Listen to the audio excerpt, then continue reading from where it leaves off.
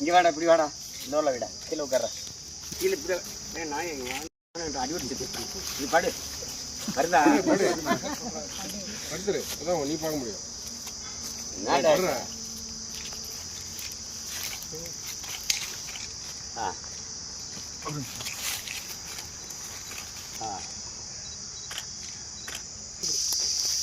என்ன உன் பிரச்சனை?